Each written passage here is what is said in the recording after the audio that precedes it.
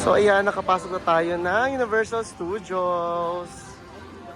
Ano kaya unang sasakyan natin? Hanap tayo ng first ride natin. So unahin natin tong Universal Space, Spaghetti Space Chase pala. Try natin kung ano yung rides na yan. Sana pwede mong video, no? Pero alam ko pag sa mga ganito, bawal mag-video sa loob ng rides. I-rate na lang natin yung yung bawat rides. So, sa first ride natin, walang pila ang express pass. So yung regular lane, ayan, katapat natin. So tayo na agad. So nakasakay na tayo dito kay Space Sesame. Pambata pala siya.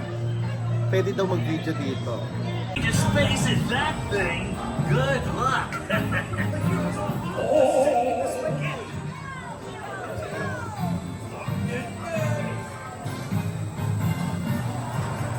Save that spaghetti. That's 4 seconds. Pupunta na daw tayong outer space. Oh my God, space niya.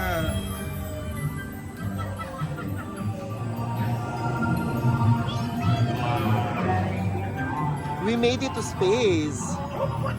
So, pambata tong rides na to. Mag-enjoy ang mga kids dito. So, pababa na kami. Pabalik na daw kami ng Earth. Kung i-rate natin yung out of 10, 7 na lang kasi nakaka-relax yung malamig at pwede sa pambata. 7 out of 10.